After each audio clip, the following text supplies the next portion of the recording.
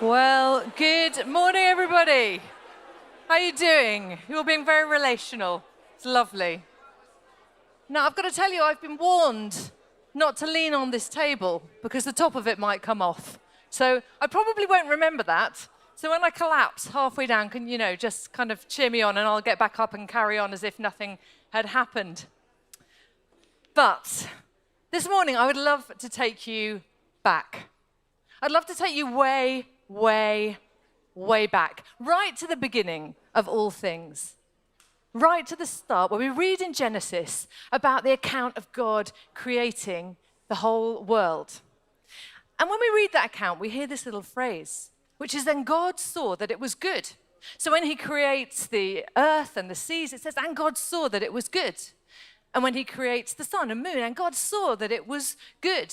And the wild animals, the fish in the sea, the birds, and God saw that it was good. And the pinnacle of this is God creating man. And at the start of our series, Nick Drake was looking at Adam as God created man in his own likeness. And at this point, the phrase just changes slightly to saying God saw that it was very good. So all is set to be paradise. It's all set to be paradise. But then suddenly this little phrase comes in.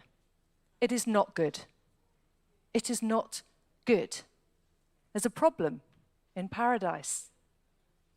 And what is not good is that man should be alone.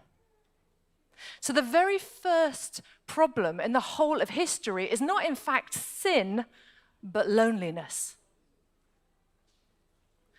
Now, I'm sorry to drop that theological bombshell on you first thing on a Sunday morning. But I really want you to know how important this issue is that we're going to be looking at today, of loneliness and friendship and relationship. Because we have a God who exists within relationship, the Father, Son, and Holy Spirit, the mystery of the Trinity. He exists within relationship and invites us into it too. Now, we're coming to the end of our series, Stories of Old. I think next week is our final one of the series. And today, we're going to be looking at the story of Ruth and Naomi, a story that has something to say to us around this issue of loneliness and friendship and loss and fruitfulness. Now, I need to let you know that I am what is called a pseudo-extrovert. A pseudo-extrovert. You may be asking, well, what is that? I will tell you. It is an introvert pretending to be an extrovert. Okay, so I can stand up here and I can do this and I will very happily chat to lots of people. But if you ask me, then really, I would love to be sitting on my own in an armchair with a book and frankly, the rest of the family, anyone else, out of the house altogether. Ask Nick, it's all true. Yep, he says, it is true. But even I know that life should not be lived along those lines. Not entirely like that. We are not meant to do life alone. As God said at the start, it is not good. Throughout history, we've survived, we've thrived in small communities, in tribes where we are known and loved, where we belong, where we are supported, where we support others. It's how we evolved for millions of years, basically until you reach the Industrial Revolution, which basically messes everything up. Have you noticed that everything gets blamed on the Industrial Revolution these days? Just a little extra thought there. But we live in a world that is full of connection and relationship. We're more connected than we ever were before. And yet somehow the research is all pointing to this great rise in loneliness. Not being alone, that's just a physical thing. But you can feel lonely even when you are within a group of people. I don't know if any of you have caught the TV show Alone. It's the premise is that people are sent out into the wilderness to see just how long that they can survive all the dangers out there on their own. But you know what? It's not the bears that get to them. It's not the lack of sleep or the lack of food. What really gets to them in the end is this lack of connection, this lack of friendship, this lack of people around them. It's those things can really resonate for us. Even sitting in our comfortable sofas, in our lounges, that still resonates. It's not good for man to be alone. And while it's been documented for a really long time, the issue of loneliness among the older generation, the research is showing us that the greatest rise in loneliness right now is amongst adolescents. It's amongst adolescents. We live in the first society in history that is surrounded and connected, but not necessarily with. Not necessarily with. So having said that, let's dive into our story for today. So we're looking at the book of Ruth. It's not a long book. It's just 4 chapters long. When I'm on my own in my armchair this afternoon, I might just read it again. But the setup for the story is this. It happens in Israel, and it's after Moses and Joshua have brought the people out of Egypt and into the promised land. But it's before the time of the kings like David and Solomon. So we are in the time of the judges. And you might recognize some of the names, Deborah and Gideon and Samson. And we find ourselves in a little town called Bethlehem. But it's long before it gets really famous. So there's a man there called Elimelech. He's married to Naomi, and they have 2 young sons. But then famine hits the land. And Elimelech takes his family, and they flee to a place called Moab, where he is hoping to find security. But then tragedy strikes, and Elimelech dies. And Naomi is left on her own with these 2 young sons. And they somehow manage, the boys grow up, and the boys marry 2 local women, Orpah and Ruth. And for a little while, they have security again. But then 10 years after they've arrived in Moab, tragedy strikes again, and both of the boys die. So now we have Naomi, a widowed woman, and these 2 younger widowed women alone in a foreign land, and certainly at that time and that culture, very vulnerable to abuse and to a life of poverty. So that's where our reading starts. We're going to read from Ruth chapter 1, starting at verse 7. So with Naomi's 2 daughters-in-law, she left the place where she'd been living and set out on the road that would take them back to the land of Judah. Then Naomi said to her 2 daughters-in-law, "Go back, each of you, to your mother's home. May the Lord show you kindness as you've shown kindness to your dead husbands and to me. May the Lord grant that each of you will find rest in the home of another husband." Then she kissed them goodbye, and they wept aloud and said to her, "We will go back with you to your people." But Naomi said, "Return home, my daughters." And then just skipping to verse 13. "No, my daughters, it's more bitter for me than for you, because the Lord's hand has turned against me." At this, they wept aloud again. Then Orpah kissed her mother-in-law goodbye, but Ruth clung to her. "Look," said Naomi, "your sister-in-law's going back to her people and her gods. Go back with her." But Ruth replied, "Don't urge me to leave you or to turn back from you. Where you go, I will go, and where you stay, I will stay. Your people will be my people, and your God, my God. Where you die, I will die, and there I'll be buried. May the Lord deal with me, be it ever so severely, if even death separates you and me." When Naomi realized that Ruth was determined to go with her, she stopped urging her. So the 2 women went on until they came to Bethlehem. When they arrived in Bethlehem, the whole town was stirred because of them. And the women exclaimed, "Can this be Naomi?" "Don't call me Naomi," which means pleasant, she told them.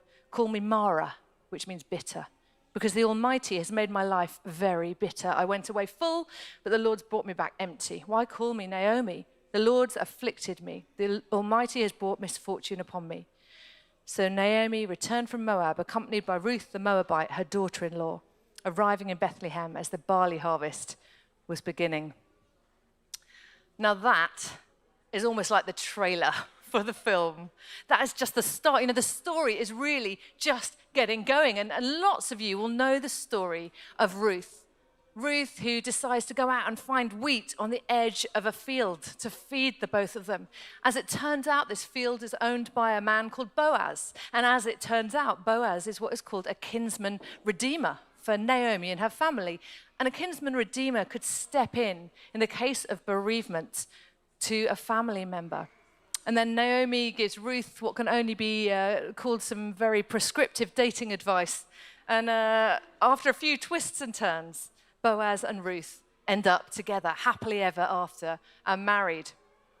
And Ruth and Boaz go on to have a baby called Obed. And Obed goes on to have a baby called Jesse. And Jesse goes on to have a baby called David. David, who we were looking at last week, the giant killer, psalm writer, the great king, with Ruth as his great-grandmother. And of course, David himself is an ancestor of Jesus. You know, we see this beautiful line all the way through history. And if you take a look at Mark's gospel, you'll find a genealogy there. And very unusually, it has 2 women's names in it. One of those is Ruth. Ruth, the ancestor of Jesus.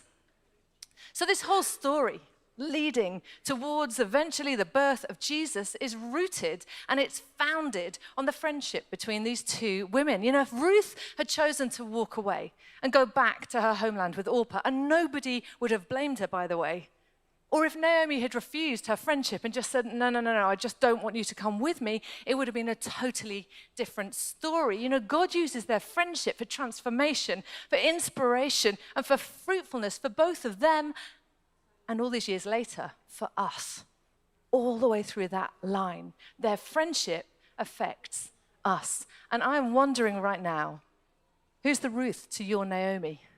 Who's the Naomi to your Ruth? It might be that you can immediately think of someone, or maybe a small group of people, and feel really thankful for those people. Or it might be that you're sitting here thinking, I don't think I have those people in my life, that person in my life right now. I really wish I did.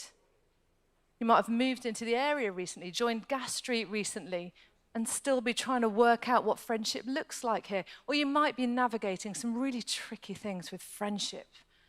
You know, the issue of friendship can be hugely complicated for all sorts of reasons. Different points in my life, I've found it easier or harder to make friends. Found it quite hard at school, if I'm honest. My second year, at secondary school, I went into the second year where people had already made friendship groups. And it took me a really long time to figure out my place, who I could perhaps trust or hang out with. I found it really, really hard. You know, I've got regrets over friendships that I have just allowed to drift away. And then there are other friendships where I've been hurt by the friends. I've been surprised that their values seem to have suddenly changed. I've been let down by them, and I'm sure that I have done my fair share of hurting others as well.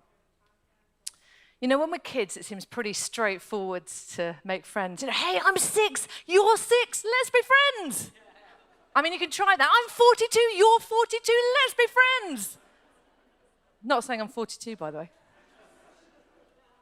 35, yeah, exactly. You know, it can seem a little bit harder to make friends when we get older. And when we do have friends, it seems really hard to hold on to them, to build those friendships. You know, Nick and I are constantly saying, I really want to hang out with that person. Or can we have dinner with that person? Or when do we see that person? But somehow, again and again, our to-do lists and life's busyness of work and whatever it is means that the friendships drift down and down our lists. You know, we're hungry for friendship, but life seems to get in the way. If you want some great advice on making friends, by the way, Soph and Rach have a brilliant YouTube channel. One of their posts has had like 31 million views now, so you know you need to kind of jump on board, guys. Check out Soph and Rach chatting around friendship and relationship. It's really good. So friends are there for the good times, for the celebrations, for the hangout, the fun, and of course they're there for the really tough times as well. And in the book of Ruth, we have got a woman who literally would not walk away when things got tough. Back in 2019, Rob Burrows was diagnosed with motor neurone disease. It was just 2 years after he retired from a really successful rugby career. And he had a good friend called Kevin Sinfield. And Kevin was really moved by the plight of his friend and decided that he was going to take up running to raise money for charity to support people who had motor neurone disease, like his friend Rob. So he took up running, and eventually, on May the 14th this year, they held the inaugural Rob Burrows Leeds Marathon. And Kevin pushed Rob in a wheelchair all 26 miles of the route. And just before the finish line, he scooped him out of the wheelchair and he carried him over the finish line. I think we've got a picture of it. It's Kevin carrying Rob over the finish line. I find it a really moving picture. And Kevin said this about it. He said, together we get to fight, shoulder to shoulder. Today is a celebration of friendship, fighting for it, celebrating it. You know, you can almost hear Ruth and Naomi saying something like that at the end of their story. So here's just a couple of thoughts from the story. Number one, friends look different. We've got the inclination to hang out with people who look just like us. We all know that. You know, a third of college-educated Americans don't have any friends who don't have a degree. And in fact, before Brexit, a quarter of Remain voters didn't know anyone who voted Leave. You know, the story behind that is that we don't take time to get to know people who are different from us, maybe age-wise, financially, educationally, culturally, ethnically. But the story of Ruth and Naomi is going to challenge that for us. You know, I had a prayer triplet for about 10 years. It was when I was in my 30s, had young children, and I had a friend, Sally, who was in her 40s. She was a single working woman in London. And we had another friend, Mary, who was a grandmother in her sort of 60s, 70s. And we used to meet every week to read the Bible together and pray together. But more than that, we shared our lives. We ate together, we laughed together, and we, you know, shared triumphs and we shared our challenges. So we went through things together like bereavement and miscarriage and new jobs and house moves, all sorts of different things. We look different. We're different ages and stages. We don't even live in the same city. But I'm so grateful for that friendship that is deep and long-lasting. You know, Ruth was different from Naomi. In language, in age, in culture, in understanding. And she probably wasn't the ideal person that Naomi would have chosen for herself. And it wasn't a friendship of convenience because for Ruth, by the way, this is a really bold move. If you know anything about your Israel history, you will know that Moab has a very complicated reputation for people from Israel. So Ruth as a Moabite turning up in Bethlehem is not going to get any favors done for her. She's not going to be popular. It's not a safe place for her to be. And yet somehow she chooses to step into this story. She's willing to step into a different sort of friendship. It was enough to start something that was going to be unbelievably fruitful. So my challenge today is, do you have friends who look different from you? Do you have friends who look different from you? And secondly, friends help us get back in the story. You know, what would it have looked like for Naomi without Ruth? She calls herself bitter and empty. She's counted herself out. And yet at the end of the story, that identity of negativity has totally gone. The self-hatred has gone. At the end, the women are blessing the Lord on her behalf. They're saying, you know, he's given her family and he has nourished her. She's gone from loss to family, from emptiness to nourishment. This whole story has kind of been flipped on its head. How about for Ruth? She was widowed. She was away from home. What would it have looked like for her without Naomi's advice and encouragement and wisdom that draws her back into the story? A few weeks ago, a friend of ours from Gas Street, Sarah, and I share this with her permission, was on holiday down on the south coast of this country for a holiday with her adult kids, with her parents, by the sea in a place that they'd gone lots and lots of times before. And Sarah loves swimming in the sea. But the weather hadn't been great. But when they got there, the weather had kind of calmed down a little bit. So they decided to go for a swim and jump in the water together. And as she got in the water with her adult kids, they were caught in a riptide or something similar. And Sarah and her adult son, who's a strong rugby-playing guy, were pulled out to sea. And for about 20 or 30 minutes, they were pulled further and further out, and they were sucked under the waves again and again so they could barely breathe. And it got to the point where Sarah literally said to her son, "Save yourself. We can't both survive this." And at that moment, both of them together just suddenly decided to shout the name of Jesus as loudly as they could. They shouted, "Jesus!" And somehow, her son managed to grab her hand and pull her out of this riptide. And they managed to sort of swim and stagger back to shore. And there was an ambulance, a doctor. The onlookers had seen they were in trouble and already called those, and they were able to be checked out. What a traumatic experience for them as a whole family. You know, she'd been forgiven for never wanting to go near the sea ever again. But the next day, Sarah decided she did not want to be overwhelmed by panic every time she had the opportunity to go to the beach. And they've been going to this holiday place for quite a number of years, and they've actually built up a little community of really good friends. And that next day, as Sarah just sat sort of far back from the sea, this little group of friends gathered around her.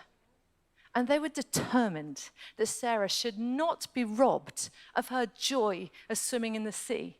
She should not have that stolen away from her, that life-giving experience of fun and freedom that she had enjoyed over the many years. So bit by bit, they gathered around her and they walked her back down to the water together. And bit by bit, they got her back into the water, back swimming the very next day.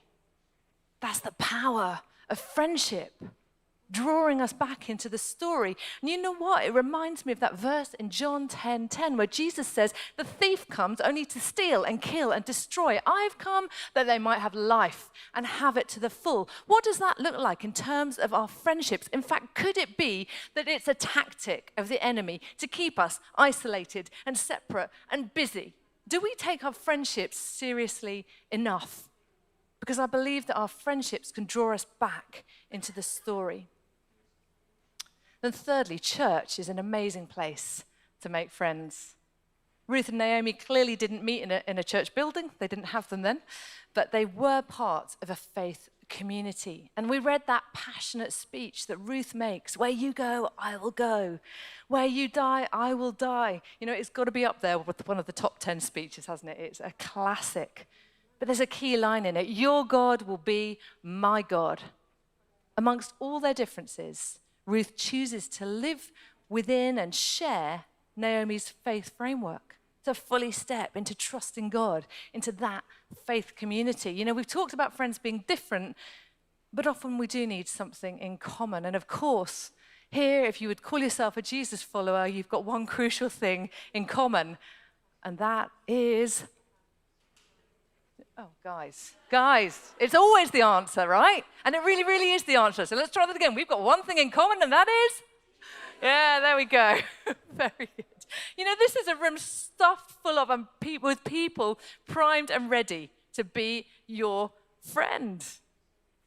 You know, if you've been at Gas Street for a while and no one has asked you out for a coffee or round for a meal or for a hangout, could it be that they're waiting for you to ask them?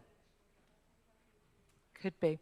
It could be. You know, if you're a follower of Christ, Ephesians 2:19 says, you are no longer foreigners or strangers, but you're fellow citizens with God's people and members of his household. We are members of the household together. We've got the opportunity to be friends. And if you're a Jesus follower, then you're going to share beliefs and values and practices. Are we going to agree on every single issue? No, of course we're not. But we have already got a basic foundation, which is something good. And of course, it's up to you what you do with that.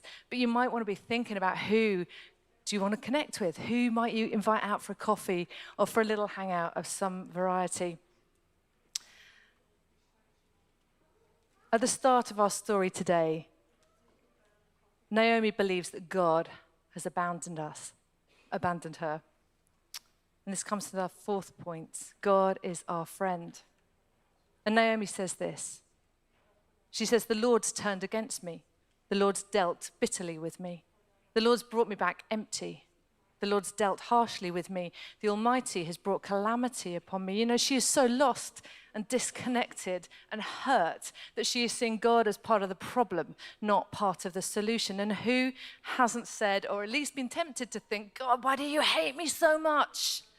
God, are you even there? Why have you allowed this to happen? You know, when friends hurt us or there are complex issues with friendships, it is so painful. It is so painful. You know, I've probably had 2 or 3 friendships over my life that have been with people I've felt really, really close to and have ended up being broken for one reason or another. You know, it's caused difficult conversations and broken trust and tears and deep disappointment in one another. It is just really painful. And the temptation is to blame God, is to push God away along with the people that we feel have hurt us. You know, if you're feeling let down, if you are feeling like that right now, let you know that you are in good company. Because there are plenty of people in the Bible who felt like that. There's Elijah and Jonah and Jeremiah and David in Psalm 22 who says, my God, why have you forsaken me? And of course, 1,000 years later, Jesus says those same words at the cross. Jesus, who knew a bit about betrayal by friends. And actually, I'm not even thinking about Judas because Jesus knew that Judas would betray him. I'm thinking about Peter. Peter, who was one of Jesus' closest friends. They'd done life and ministry, everything together. And yet, at Jesus' most traumatic hour, Peter's nowhere to be seen. He leaves him. He denies he even knows his name. You know, we can hear those echoes from Genesis. It is not good for man to be alone. Jesus experiences that loneliness in full at the cross, that very first problem. He takes it on himself. You know, we have a God who sees and knows and understands. And we've also got a God who brings new life, new hope when everything looks dead and lost. You know, God is the one who brings life and will restore and nourish. It's what Naomi experiences, who will bring that fruitfulness again. It's what Ruth experienced. He will not leave you lonely and disconnected if you turn to him. You know, I talked at the start a little bit about being connected but not being with. Well, this is the God who says, I am with you. I will bless you. I am with you. Don't be dismayed. I'm with you. I will gather you. I am with you and will rescue you. I am with you and will save and deliver you. I am with you, declares the Lord. And the final verse of Matthew's gospel, I am with you always until the end of the age. God is your friend. He promises to be with you. You know, whether you feel deeply connected or not, God's promises that he will be with you, and his promises stand. You know, this beautiful story of those two women, Ruth and Naomi, expresses that in this kind of lived out, messy, human way. Being with, persisting, loving, encouraging, just like Jesus does with you and with me. And at the same time, we're called into his likeness, into offering that same hand of friendship to others. Because you know, when the clock's running out, you're not going to be thinking about your to-do list, your CV, the repairs on your house. You are going to be thinking about people, about the ways in which you gave yourself to them and the ways in which you didn't, about the sacrifices that you made for them and the opportunities that you missed. Who is God calling you to be with in this season? Who's he encouraging you to stand with, to enjoy, to hang out with? Who will you be a Ruth or a Naomi to? And it might be you haven't ever heard about Jesus being your friend, or it might be you just need to be reminded that God likes you. He loves you, but he likes you. He wants to be with you.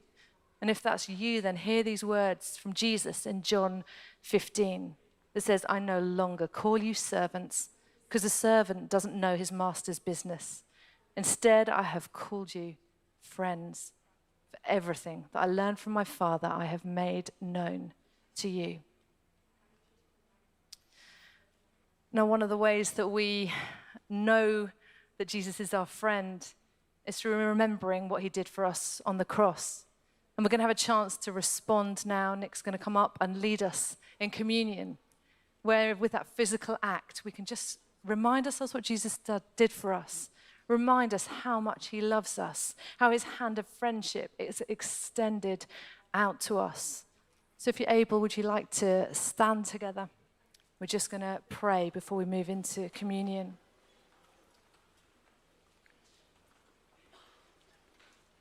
And we'll have a little bit more time to pray for one another afterwards as well.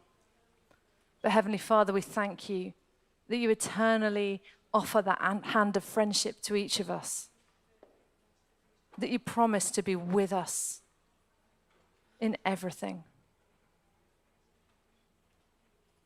We thank you for the example of Ruth and Naomi that lived out human messiness of friendship and relationship. We ask that you would teach us to be good friends to others, that we would be made in your likeness as we reach out hands of friendship to one another, and we enjoy your friendship, Jesus. So we thank you that you're here now.